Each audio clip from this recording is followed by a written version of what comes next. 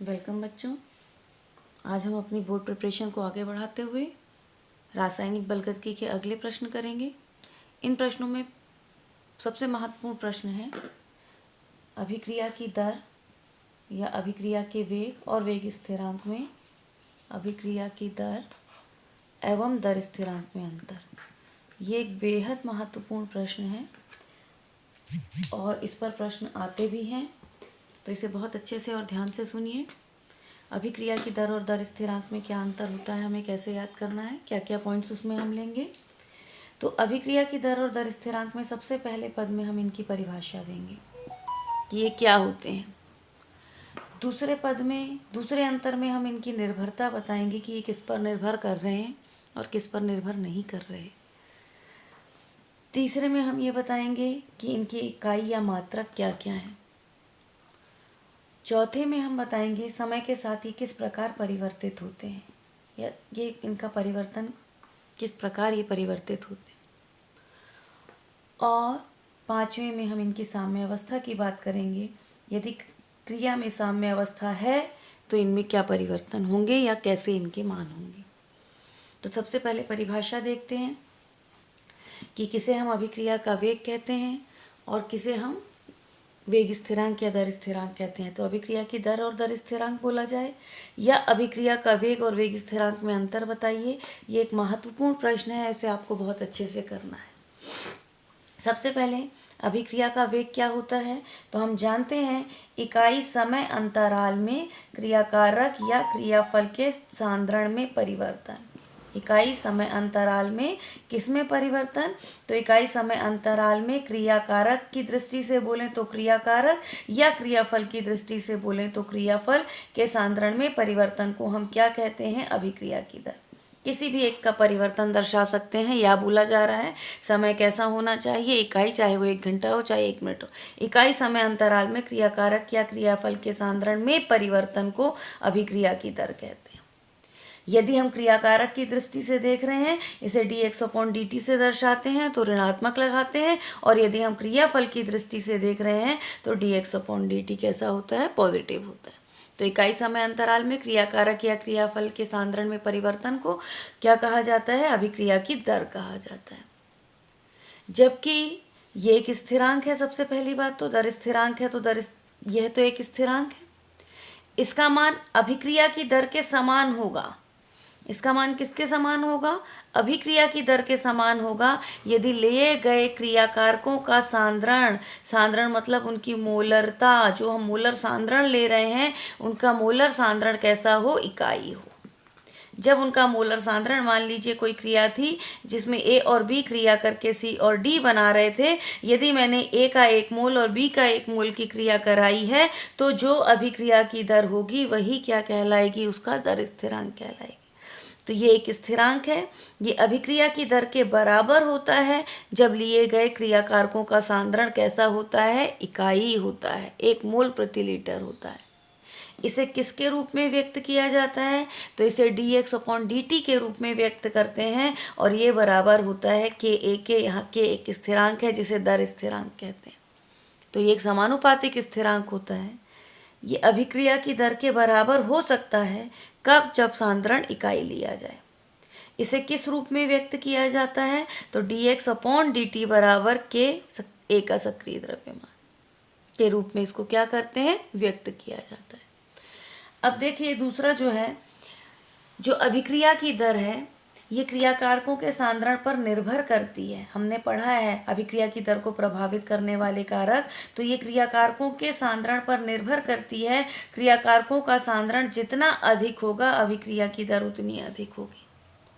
लेकिन दर स्थिरांक का मान, क्योंकि सांद्रण इकाई लेने पर वो स्थिरांक दर स्थिरांक है, इसलिए इसका मान क्रियाकारकों के सांद्रण पर निर्भर नहीं करता।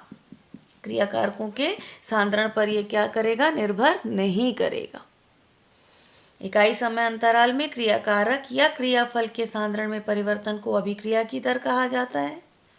यह इस स्थिरांक है जो अभिक्रिया की दर के बराबर हो सकता है यदि लिए गए क्रियाकारकों का सांद्रण कैसा हो, इकाई हो।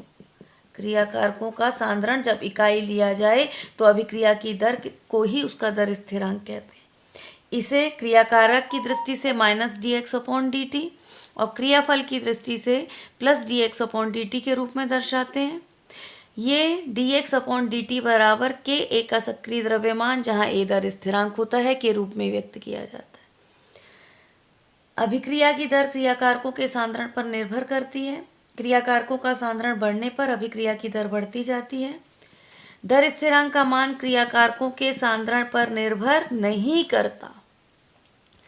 अगला, जैसे जैसे समय निकलेगा समय के साथ साथ अभिक्रिया की दर परिवर्तित होती जाएगी। अभिक्रिया की दर समय के साथ साथ क्या होगा? समय के साथ साथ अभिक्रिया की दर परिवर्तित होगी, लेकिन ये समय के साथ परिवर्तित नहीं होता, इसका मान स्थिर रहता है। केवल ताप परिवर्तन पर यह परिवर्तित होता है। यदि आप ताप अभिक्रिया 25 डिग्री सेल्सियस पर करा रहे थे और आप किस पर करा दीजिए, 35 डिग्री सेल्सियस पर करा दीजिए, तो दर स्थिरांक बदल जाएगा। एक निश्चित ताप पर इसके मान क्या होते हैं? निश्चित होते हैं। जबकि अभिक्रिया की दर समय के साथ साथ क्या होती जाती है? परिवर्तित होती जाती है। क्योंकि मान लीजिए ये अभिक्रिया A+B C और D में बदल रहे थे। जब हमने अभिक्रिया शुरू की इनके 100 मोल हमारे पास थे, लेकिन समय के साथ साथ इनका सांद्रण घटा, अभिक्रिया की दर परिवर्तित हो जाएगी। तो अभिक्रिया की दर समय के साथ साथ परिवर्तित होती है। ये केवल किसके परिवर्तन से परिवर्तित होता है? ताप परिवर्तन से परिवर्तित होता है। और यदि ताप एक समान है, एक निश्चित ताप है, तो इसका मान निश्चित रहेगा। इसका मान कैसा रहेगा? स्थिर रहेगा, वो परिवर्तित नहीं होगा निश्चित ताप। एक बार तीनों अंतर फिर से सुनिए। इकाई समय अंतराल में क्रियाकारक या क्रियाफल के सांद्रण में परिवर्तन को अभिक्रिया की दर कहते हैं। दर स्थिरांक में हम लिखेंगे यह एक स्थिरांक है। यह अभिक्रिया की दर के बराबर होता है यदि लिए गए क्रियाकारकों का सांद्रण कैसा हो? इकाई हो। इसमें क्रियाकारकों की दृष्टि से अभिक्रिया की दर को माइनस dx/dt से या क्रियाफल की दृष्टि से प्लस dx/dt के रूप में व्यक्त करते हैं। ये dx/dt equal to k a का सक्रिय द्रव्यमान जहाँ k को दर स्थिरांक कहा जाता है। अभिक्रिया की दर का मान क्रियाकारकों के सांद्रण पर निर्भर करता है और क्रियाकारकों के सांद्रण के समानुपाती होती है अभिक्रिया की दर। लेकिन क्रियाकारकों के सांद्रण का दर स्थिरांक पर कोई प्रभाव नहीं पड़ता। दर स्थिरांक क्रियाकारकों के सांद्रण पर निर्भर नहीं करता। अभिक्रिया की दर समय के साथ साथ परिवर्तित होती है।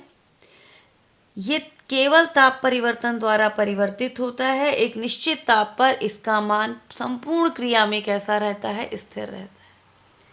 अब देखिए, अभिक्रिया की दर की जो इकाई होती है मोल प्रति लीटर प्रति सेकंड होती है। क्या होती है अभिक्रिया की दर की इकाई?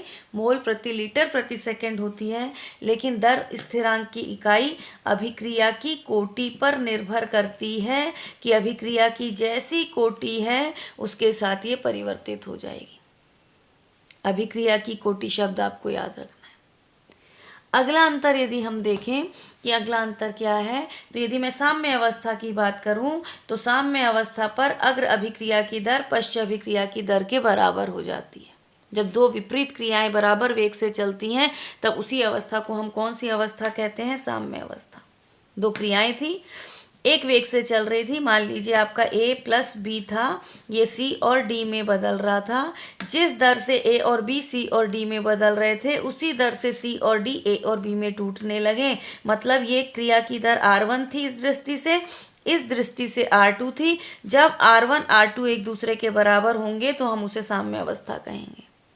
तो साम्य अवस्था पर अग्र अभिक्रिया की दर किसके बराबर हो जाती है?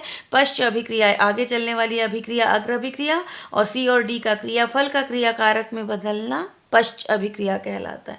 तो साम्य अवस्था पर अग्र अभिक्रिया की दर पश्च अभिक्रिया के दर के बराबर हो जाती है। लेकिन जो दर स्थिरांक हैं, साम्य अवस्था पर अग्र अभिक्रिया का दर स्थिरांक और पश्च अभिक्रिया के दर स्थिरांक का अनुपात साम्य अवस्था स्थिरांक के बराबर होता है। ये क्या है? अग्र अभिक्रिया का दर स्थिरांक। आगे जो अभिक्रिया चल रही थी उसका दर स्थिरांक क्या था? अग्र अभिक्रिया का दर स्थिरांक और पश्च अभिक्रिया के दर स्थिरांक, पश्च अभिक्रिया के दर स्थिरांक का अनुपात साम्य अवस्था स्थिरांक के बराबर होता है। साम्य अवस्था पर, इसमें साम्य अवस्था पर अग्र अभिक्रिया का दर स्थिरांक पश्च अभिक्रिया के दर स्थिरांक के अनुपात के क्या होता है, बराबर होता है। क्लियर है?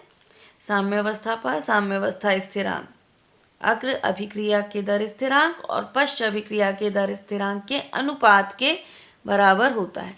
तो ये पांचों अंतर आपको याद होने चाहिए। अभिक्रिया की दर एवं दर स्थिरांक में अंतर, तो इकाई समय अंतराल में क्रिया कारक या क्रियाफल के सांद्रण में परिवर्तन को अभिक्रिया की दर कहते हैं। ये एक स्थिरांक होता है। यदि क्रिया कारकों का सांद्रण इकाई लिया जाए तो जो अभिक्रिया की दर होती है वही दर स्थिरांक के बराबर होती है। क्रिया कारक की दृष्टि से माइनस dx अपॉन dt, क्रियाफल की दृष्टि से प्लस dx अपॉन dt के रूप में व्यक्त करते हैं। इसमें dx अपॉन dt बराबर के एक असकृत द्रव्यमान के रूप में व्यक्त करते हैं। अभिक्रिया की दर क्रिया कारकों के सांद्रण पर निर्भर करती है और क्रिया कारकों के सांद्रण के समानुपाती होती है। दर स्थिरांक का मान क्रिया कारकों के सांद्रण पर निर्भर नहीं करता। समय के साथ साथ अभिक्रिया की दर परिवर्तित होती जाती है। ये केवल ताप परिवर्तन से परिवर्तित होता है। एक निश्चित ताप पर इसका मान स्थिर रहता है। इसकी इकाई मोल प्रति लीटर प्रति सेकंड होती है। इसकी इकाई अभिक्रिया की कोटि पर निर्भर करती है। साम्य अवस्था पर अग्र अभिक्रिया का वेग पश्च अभिक्रिया के वेग के बराबर हो जाता है।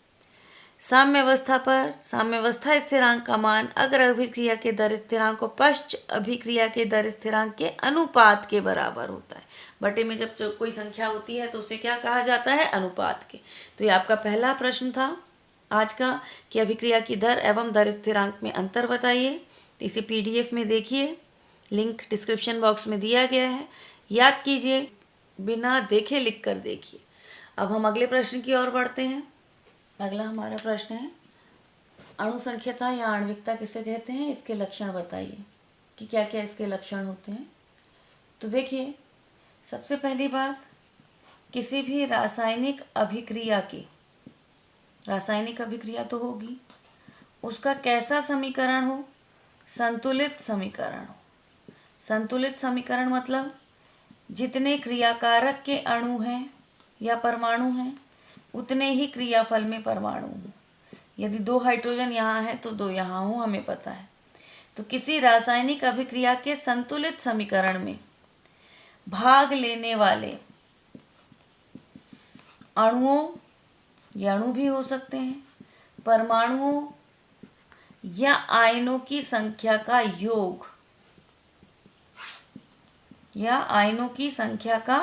योग अणुसंख्यता या आणविकता कहलाता है। किसी रासायनिक अभिक्रिया के संतुलित समीकरण में भाग लेने वाले अणुओं, परमाणुओं या आयनों की संख्या का योग क्या कहलाता है, अणुसंख्यता या आणविकता कहलाता है। अब मान लीजिए कोई अभिक्रिया है, जैसे मैंने बोला अमोनियम नाइट्राइट, ये N2 और 2H2O में टूट रहा है। देखिए, 2 नाइट्रोजन यहाँ है, 2 यहाँ है, 4 हाइड्रोजन यहाँ है, 4 यहाँ है, 2 ऑक्सीजन यहाँ है, 2 यहाँ है, और ये अभिक्रिया संतुलित है। तो पहली बात तो रासायनिक समीकरण संतुलित है। रासायनिक अभिक्रिया के संतुलित समीकरण में भाग लेने वाले अणुओं की संख्या कितनी दिखाई दे रही है, 1। इसलिए इस अभिक्रिया की आणविकता या अणुसंख्यता कितनी होगी, 1। ये कैसी अभिक्रिया कहलाएगी, एक आणविक अभिक्रिया कहलाएगी। तो यदि संतुलित समीकरण में भाग लेने वाले अणुओं की संख्या 1 है, ओजोन टूटकर O2 प्लस O दे रहा है, समीकरण संतुलित है, भाग लेने वाले अणुओं की संख्या 1 है, तो इस अभिक्रिया की आणविकता कितनी कहलाएगी, 1 कहलाएगी। एक आणविक अभिक्रिया का उदाहरण है। उसी तरह मैंने कहा कि H2 प्लस I2 मिलकर बना रहे थे 2HI। इसमें कितने अणु भाग ले रहे हैं, तो 1 हाइड्रोजन, 1 आयोडीन। तो कुल योग संतुलित समीकरण में भाग लेने वाले अणुओं का कितना है, 2। इसलिए ये द्विआण्विक अभिक्रिया कहलाएगी। इसी तरह मैंने आपको कहा कि KClO के 3 अणु हमने लिए, क्रिया के दौरान ये बना रहे हैं KClO3 प्लस 2KCl। समीकरण संतुलित है, भाग लेने वाले अणुओं की संख्या कितनी है, 3 है। तो ये कैसी अभिक्रिया कहलाएगी, त्रिआण्विक। इसकी आणविकता 3 होगी। सामान्यतः आणविकता 1, 2, 3 होती है, इससे अधिक नहीं होती। ऐसी अभिक्रियाएं जिनकी आणविकता 1, 2 या 3 होती हैं, ये सभी अभिक्रियाएं सरल अभिक्रियाएं कहलाती हैं। ये सभी अभिक्रियाएं कौन सी अभिक्रियाएं कहलाती हैं? सरल अभिक्रियाएं कहलाती हैं। तो सबसे पहले अणुसंख्यता को देखिए। अणुसंख्यता या आणविकता किसे कहते हैं? तो किसी रासायनिक अभिक्रिया के संतुलित समीकरण में भाग लेने वाले अणुओं, परमाणुओं या आयनों की संख्या का योग क्या कहलाता है? अणुसंख्यता कहलाता है। अणुसंख्यता के आधार पर अभिक्रियाएं एक आणविक, द्विआण्विक, त्रिआण्विक हो सकती हैं। एक आणविक मतलब जिनके संपन्न होने के लिए केवल एक अणु की आवश्यकता, जिनमें भाग लेने वाले अणुओं की संख्या का योग 2 हो गया हो, वो द्विआण्विक। और जिनमें भाग लेने वाले अणुओं की संख्या का योग क्या हो गया हो? 3 हो गया हो, वो त्रिआण्विक कहलाती है। अब यदि अणुओं की संख्या 3 से अधिक है और जिसमें भी आणविकता 1, 2 या 3 आए, वे अभिक्रियाएं कौन सी अभिक्रियाएं होती हैं? सरल अभिक्रियाएं। लेकिन यदि मान लीजिए कोई अभिक्रिया है, जैसे मैंने आपको कहा 4HBr plus O2 gives 2H2O plus Br2। अब इसमें भाग लेने वाले अणुओं की संख्या 5 हो गई। तो ऐसी अभिक्रियाएं जिनमें क्रियाकारकों की संख्या 3 से अधिक हो जाए, वे अभिक्रियाएं कभी भी एक पद में संपन्न नहीं होती। वो अभिक्रियाएं एक से अधिक पदों में संपन्न होती हैं। अब इस क्रिया की यदि मैं बात करूं तो ये क्रिया कैसे संपन्न होती है? तो ये क्रिया संपन्न होती है HBr पहले पद में O2 से रिएक्ट होता है, HOOBr बनाता है। ये पद सबसे धीमी गति से चलने वाला पद होता है, मंद गति से चलता है। दूसरे पद में HOOBr अगले HBr के अणु से क्रिया करता है और 2 HOBr बना देता है। तीसरे पद में HOBr अगले HBr से रिएक्ट करता है और क्या बनाता है? H2O plus Br2 बनाता है। ये दोनों पद तीव्र गति से चलते हैं। कैसी गति से चलते हैं? तीव्र गति से चलते हैं। यहाँ पर देखिए 2 HOBr बने थे, ये कितने लगेंगे? तो 2 HOBr के लिए इस क्रिया को इससे संतुलित करने के लिए हम 2 का गुणा कर देते हैं। ये भी तीव्र गति से चलता है। अब यदि किसी अभिक्रिया में अणुसंख्यता का मान कितना आ रहा हो? 3 से अधिक आ रहा हो, तो ये अभिक्रियाएं एक पद में ना होकर एक से अधिक पदों में होती हैं। इन पदों में कोई पद मंद गति से चलते हैं, कोई पद तीव्र गति से चलते हैं। तो ऐसी अभिक्रियाओं में हम अणुसंख्यता का निर्धारण अभिक्रिया के सबसे धीमी गति से चलने वाले पद से करते हैं और इस पद को ही हम दर निर्धारक पद कहते हैं। तो इस दर निर्धारक पद में कितने अणु भाग ले रहे हैं? 2, इसलिए इसकी अणुसंख्यता कितनी हो जाएगी? 2। ऐसी अभिक्रियाएं जिसमें अणुसंख्यता का मान 1, 2 या 3 से अधिक आता है, वे अभिक्रियाएं कभी भी एक पद में संपन्न नहीं होती। वो 2 या 2 से अधिक पदों में संपन्न होती हैं। उन पदों में कुछ पद मंद गति से और कुछ धीमी गति से चलते हैं। ऐसे में अणुसंख्यता का निर्धारण सबसे धीमी गति से चलने वाले पद से किया जाता है और किसी भी अभिक्रिया का सबसे धीमी गति से चलने वाला पद कौन सा पद कहलाता है? दर निर्धारक पद। इसकी परिभाषा पूछी भी जाती है कि दर निर्धारक पद क्या होता है, या खाली स्थान में भी कई बार कि रेट डिटरमाइनिंग स्टेप कौन सा है। तो किसी भी अभिक्रिया में सबसे धीमी गति से चलने वाला पद दर निर्धारक पद होता है। और ऐसी अभिक्रियाएं जिसमें अणुसंख्यता 3 से अधिक आती है, वो जटिल अभिक्रियाएं होती हैं और कभी भी एक पदों में पूर्ण नहीं होती। तो आपको ये याद रखना है कि जटिल अभिक्रियाएं वे रासायनिक अभिक्रियाएं होती हैं जिनमें अणुओं की संख्या 3 से अधिक होती है और ये कभी भी एक पद में संपन्न नहीं होती। ये 2 या 2 से अधिक पदों में संपन्न होती हैं। इनमें अभिक्रिया का प्रत्येक पद एक समान गति से नहीं चलता।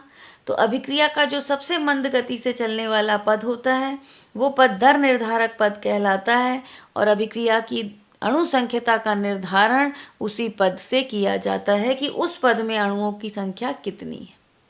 देखने में तो इसमें कुल अणु कितने लग रहे हैं? 5, लेकिन इसमें मंद गति से चलने वाले पद में कितने अणु भाग ले रहे हैं? 2, इसलिए इसकी अणुसंख्यता कितनी होगी? 2। अब देखिए, ये तो अणुसंख्यता क्या है और उसका निर्धारण हम कैसे करते हैं, ये मैंने आपको बताया। तो किसी भी रासायनिक अभिक्रिया की एक बार परिभाषा फिर से सुन लीजिए। किसी भी रासायनिक अभिक्रिया के संतुलित समीकरण में भाग लेने वाले अणुओं, परमाणुओं या आयनों की संख्या का योग अभिक्रिया की अणुसंख्यता कहलाता है। अभिक्रिया की अणुसंख्यता वे अभिक्रियाएं जो केवल एक अणु द्वारा संपन्न होती है एक आणविक कहलाती हैं। वे अभिक्रियाएं जिनमें भाग लेने वाले अणुओं की संख्या 2 होती है संतुलित समीकरण में द्विआण्विक अभिक्रियाएं कहलाती हैं, और जिसमें 3 होती है वो त्रिआण्विक कहलाती हैं। ऐसी अभिक्रियाएं जिसमें 3 अणुओं से अधिक अणु भाग लेते हैं वो जटिल अभिक्रियाएं कहलाती हैं। इनमें अणु संख्यता का निर्धारण उनकी संतुलित समीकरण को देखकर नहीं किया जाता। ये अभिक्रियाएं कभी भी एक पद में संपन्न नहीं होती। तो उनमें जो सबसे मंद गति से चलने वाला पद होता है उसके आधार पर हम किसका निर्धारण करते हैं, अणु संख्यता का निर्धारण करते हैं। तो आपको ये ध्यान रखना है। तो देखिए अणु संख्यता की विशेषताएं क्या क्या हैं। तो सबसे पहली बात तो विशेषताओं में यही हम बताएंगे कि संतुलित समीकरण में भाग लेने वाले अणुओं, परमाणुओं या आयनों की संख्या का योग होता है। और जो जटिल अभिक्रियाएं हैं उनमें हम कैसा देखते हैं, तो दर निर्धारक पद में भाग लेने वाले अणुओं, परमाणुओं या आयनों की संख्या का योग अणुसंख्यता कहलाता है। दूसरी बात, ये एक सैद्धांतिक पद है। ये कैसा पद है, सैद्धांतिक पद है। केवल समीकरण देखकर हम इसे बता सकते हैं। इसका मान हमेशा, ये सदैव किसमें होंगे, पूर्णांक में होंगे।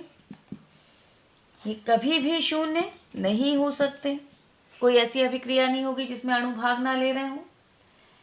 ये हमेशा धनात्मक होते हैं और इससे हमें अणुओं की क्रियाविधि की कोई भी जानकारी प्राप्त नहीं होती। क्रियाविधि की कोई भी जानकारी ये हमें नहीं देते। तो ये विशेषताएं हैं कि दर निर्धारक पद में भाग लेने वाले अणुओं, परमाणुओं या आयनों की संख्या का योग है। ये एक सैद्धांतिक पद होता है।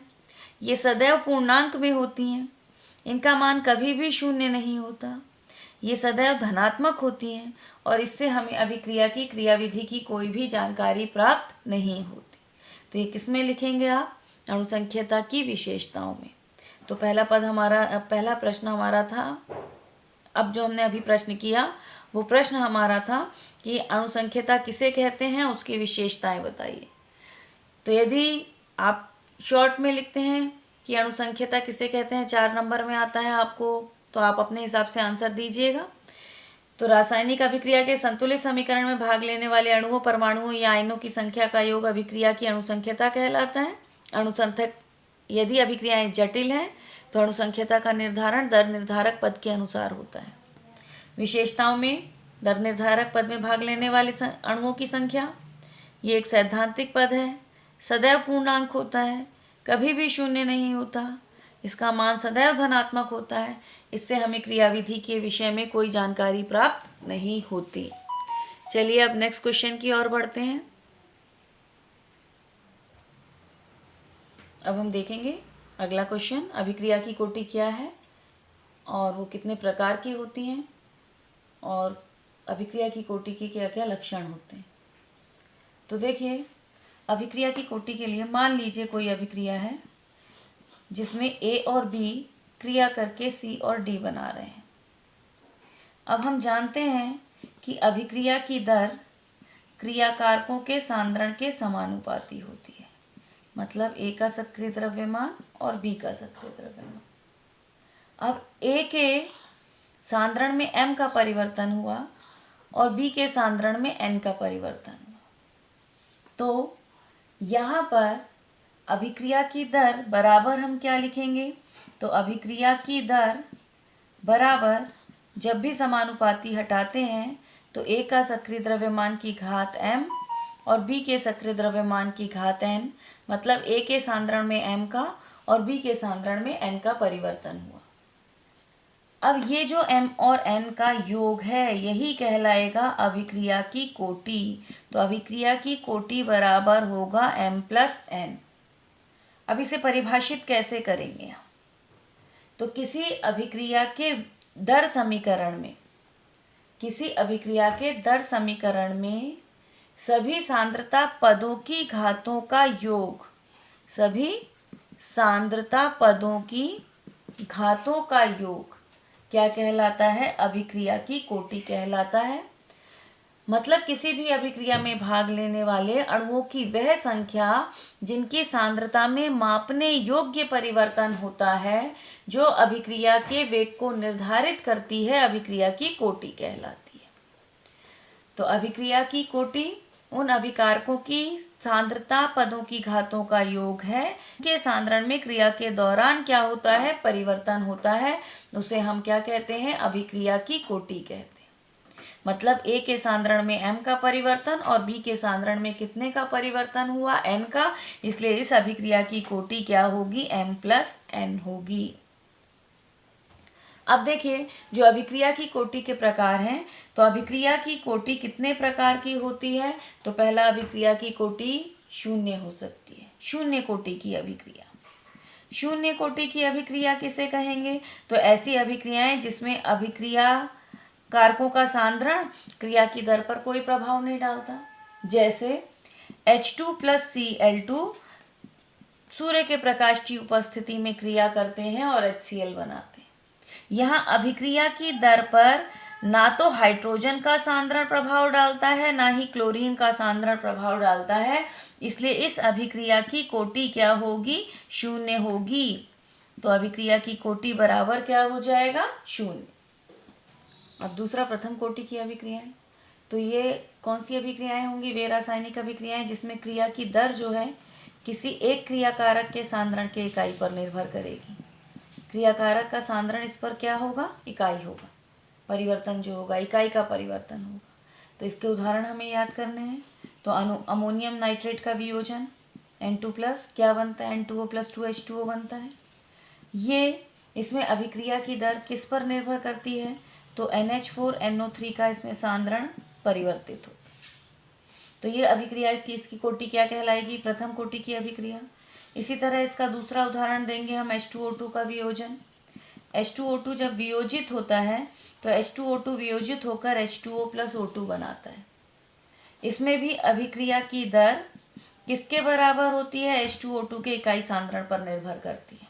तो ऐसी अभिक्रियाएं जिनके संपन्न होने पर अभिक्रिया की दर क्रियाकारक के सांद्रण में कितने का परिवर्तन होता है, इकाई का परिवर्तन होता है, प्रथम कोटि की अभिक्रियाएं कहलाती हैं।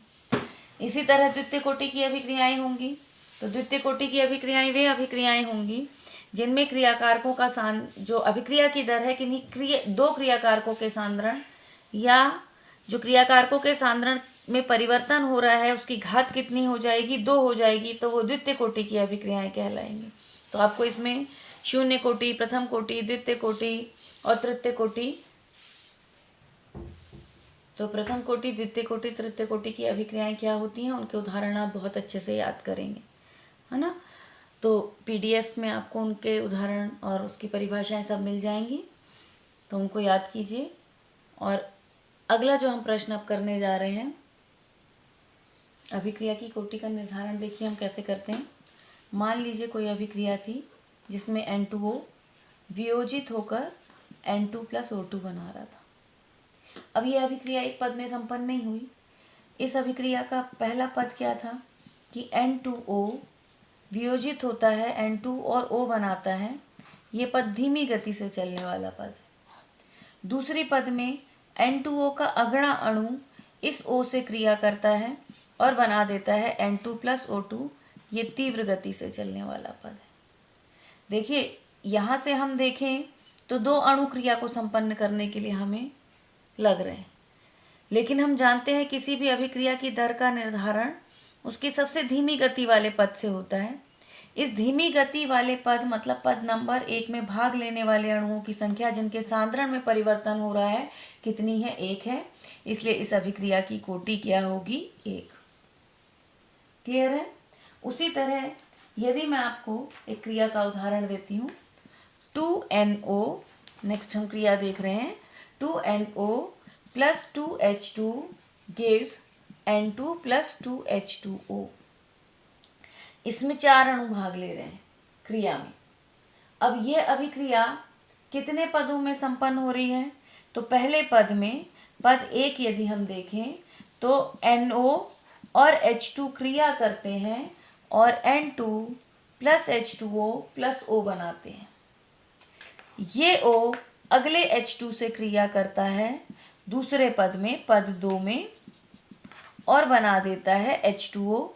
इस तरह में एक N2 और 2 H2O प्राप्त होते हैं। अब इसमें जो पहला पद था ये धीमी गति से चलने वाला पद था, जबकि जो दूसरा पद है ये तीव्र गति वाला पद है। अब धीमी गति से चलने वाले क्रियाकारकों के सांद्रण में जिनका परिवर्तन हुआ है उनकी संख्या कितनी है? 3। इसलिए इस अभिक्रिया की कोटि कितनी होगी? 3। तो इस तरह अभिक्रिया की कोटि का निर्धारण किया जाता है कि जो दर निर्धारक पद है उसमें कितने अणुओं के सांद्रण में परिवर्तन हुआ क्रिया के दौरान, उसे अभिक्रिया की कोटि कहते हैं। क्लियर है? तो अब इस अभिक्रिया की कोटि के लक्षण क्या हैं हम ये देखेंगे। तो अभिक्रिया की कोटि के लक्षणों में देखिए, सबसे पहली बात तो ये सांद्रता पदों के घातों, इसके लक्षण हम देख रहे हैं। अभिक्रिया की कोटि के लक्षण, तो अभिक्रिया की कोटि के लक्षण में ये सांद्रता पदों के घातों का योग होती है ना। पदों के घातों का क्या है? योग है।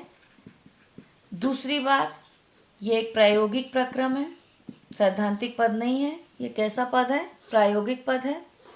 तीसरी बात, इसका मान 0 हो सकता है। चौथा, इसका मान प्रभाज में भी हो सकता है। और पांचवा, इससे हमें अभिक्रिया की क्रियाविधि के विषय में जानकारी प्राप्त होती है। तो ये लक्षण है इसके कि अभिक्रिया की कोटि के क्या क्या लक्षण होते हैं। तो अभिक्रिया की कोटि पूर्ण अभिक्रिया के लिए ज्ञात की जाती है, सांद्रता पदों के घातों का योग होती है।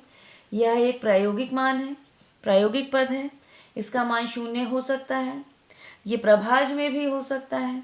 इसका मान धनात्मक और ऋणात्मक, ये प्रभाज में भी हो सकता है और धनात्मक और ऋणात्मक दोनों प्रकार का हो सकता है। अभिक्रिया की कोटि अभिक्रिया की क्रियाविधि के विषय में हमें संपूर्ण जानकारी देती है।